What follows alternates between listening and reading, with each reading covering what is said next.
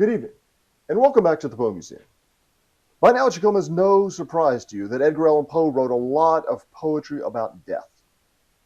The death of his mother, the death of his foster mother, the death of his first love, death of his wife, just death in general. And just when you thought we've expended all the possible variations on that subject, we've got a new one for you. Poetry written about Poe's death by other poets. And that will be the subject of tonight's most melancholy installment of the Curator's Crypt.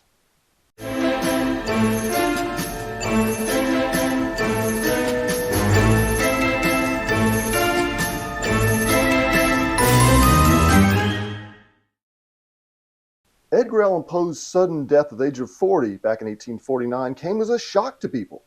He was at the height of his powers, writing some of his best work. He'd been traveling the country on a lecture tour. He'd just become engaged. And he was about to start his own magazine. So everything was looking up. And then all of a sudden he dies. So there was an outpouring of grief from his fans across the nation. And they started publishing poems in magazines and newspapers all over the country. And this is one of the first ones.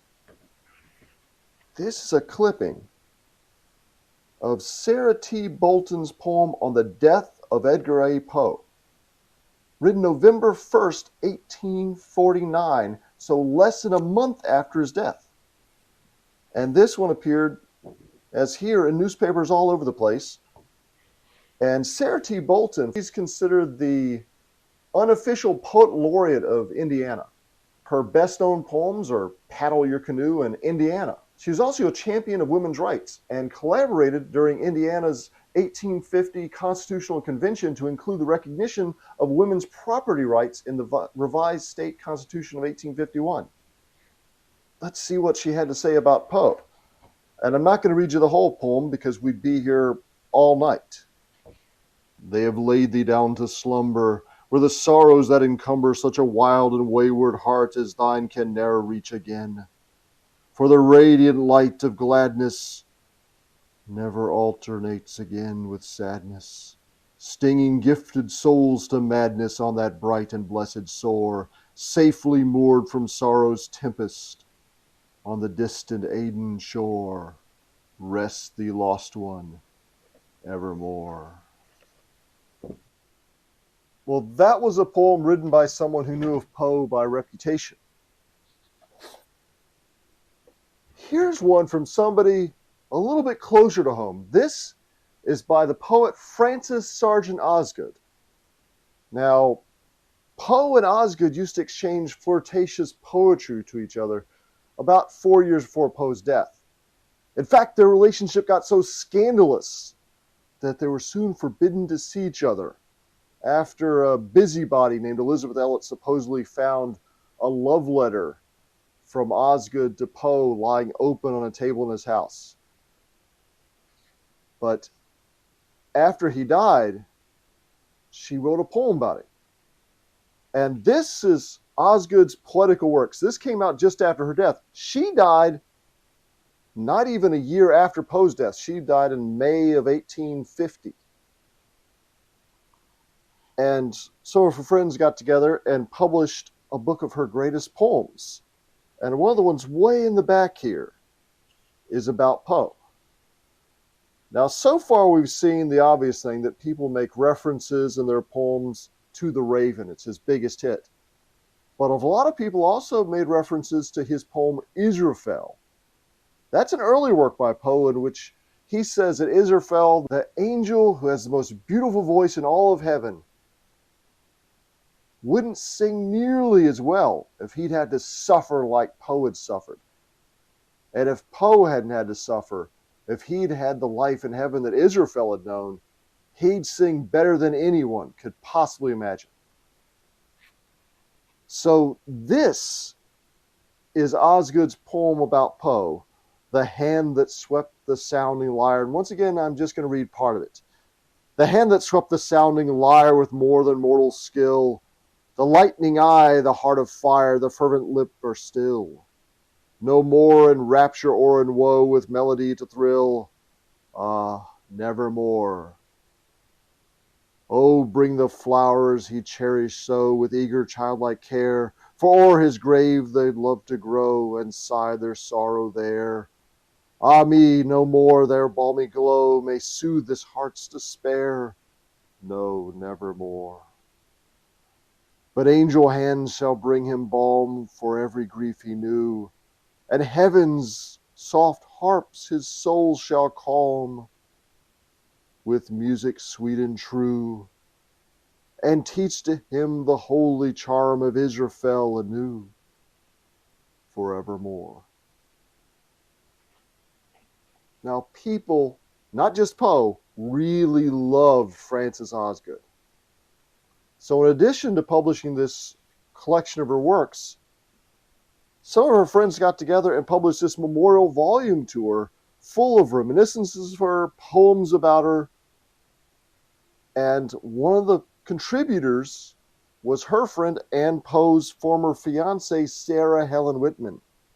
She'd been engaged to him about a year before his death. So when she had the chance to write a poem about Frances Osgood, she contributed this one, To Him Whose Heartstrings Were a Lute. It starts out a little like this. I mourn thee not, no words can tell the solemn calm that tranced my breast, when first I knew thy soul had passed from earth to its eternal rest. For doubt and darkness o'er thy head forever waved their condor wings, and in their murky shadows bred forms of unutterable things.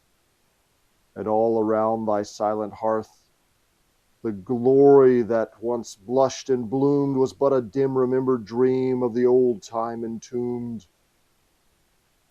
Few were the hearts whose music woke to thy weird harp that loved to dwell on far-off fairy lands forlorn, the wild, sweet harp of Israfel.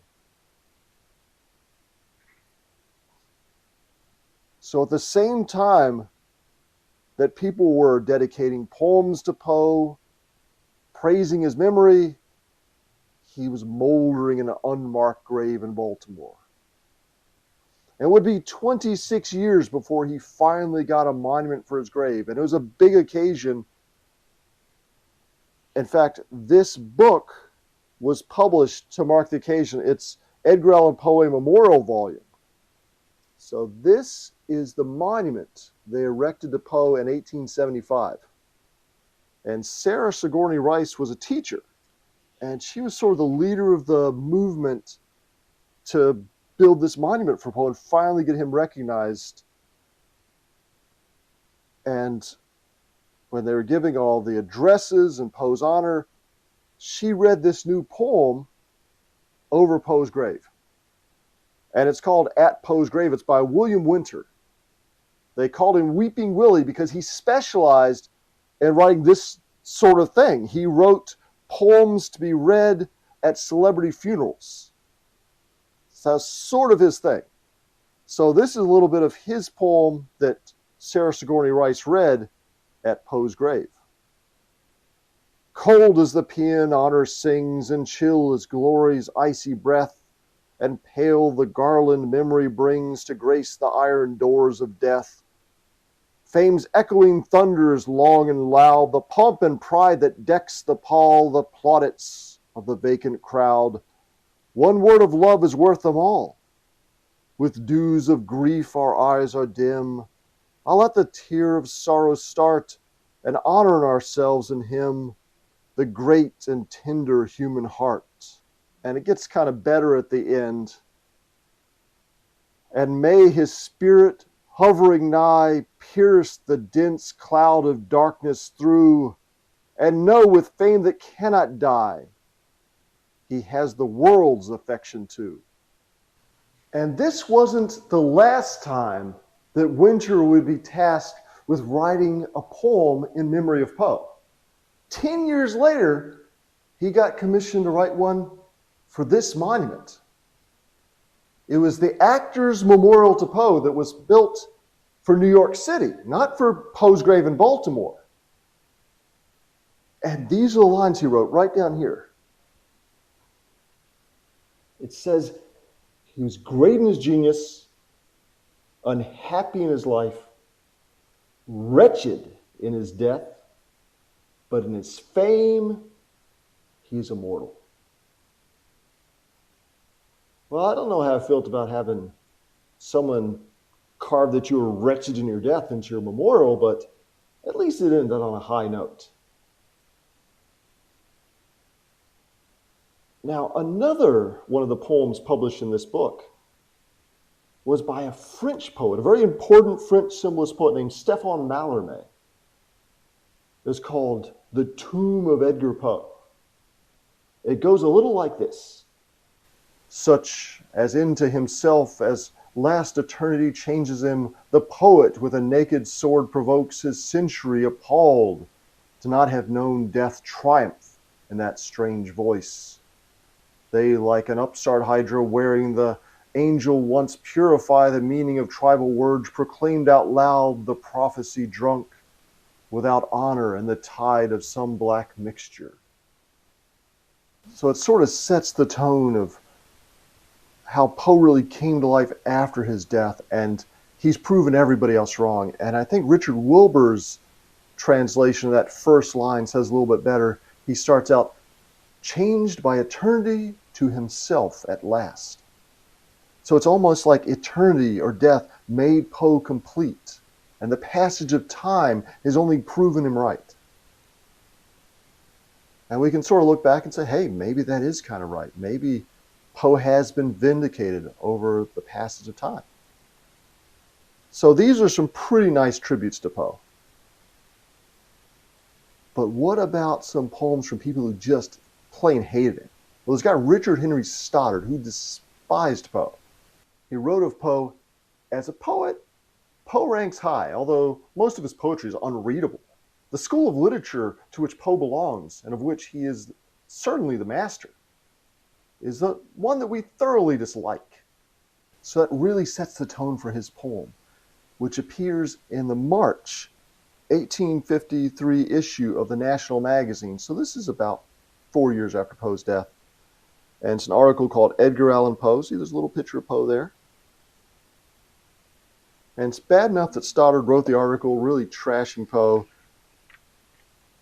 He says, I'm going to do one better. And I'll print this poem I wrote about him when I heard he died. It's called Miseramus, which is Latin again, but you can sort of guess what it means. I mean, this means the most miserable, the most unhappy, the most melancholy. And here's what Stoddard had to say. He has passed away for a world of strife, fighting the wars of time and life. The leaves will fall when the winds are loud, and the snows of winter will weave his shroud. But he will never, never know anything more of leaves or snow. The summer tide of his life was past, and his hopes were fading, fading fast. His faults were many, his virtues few, a tempest with flecks of heaven's blue.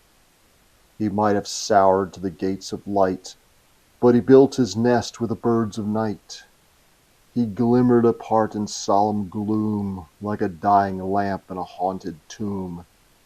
He touched his lute with a magic spell, but all his melodies breathed of hell, raising the Frits and the ghouls and the pallid ghost of the damned souls. But he lies in dust, and the